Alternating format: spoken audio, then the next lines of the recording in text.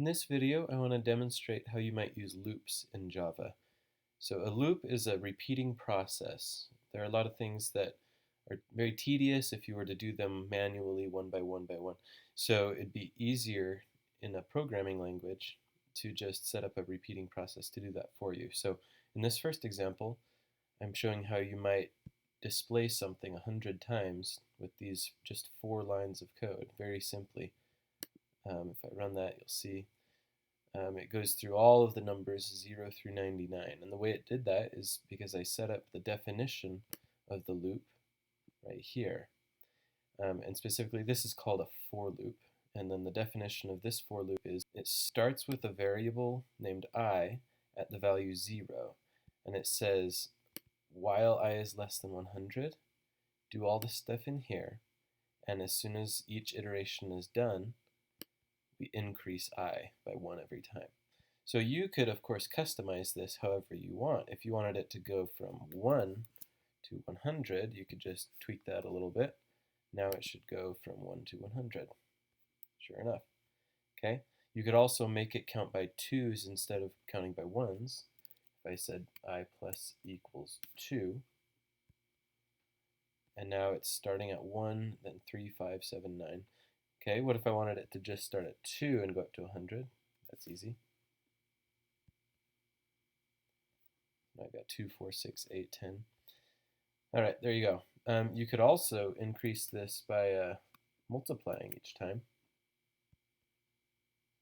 So now it's got 2, 4, 8, 16, 32, 64. So there's a lot of uses for this. If you wanted to have something happen for every power of 2, there you go. That's the definition to set it up to do that.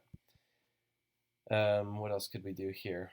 Rather than just displaying these numbers, we could add them all up.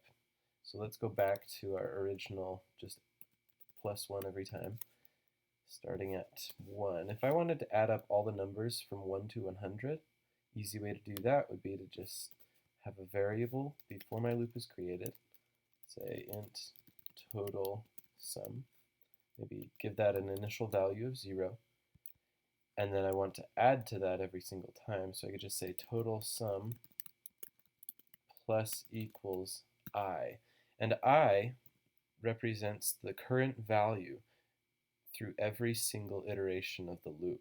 So I starts at the value 1, but then after the first iteration is done, I now equals 2 because of the I++. So the first time I equals 1, then I equals 2, then I equals 3, then I equals 4, 5, 6, yeah, all the way up to 100. So it's going to add up all those numbers, and then at the very end we just want to display that. So I'm going to say system.print total sum. Let's see what that gives us.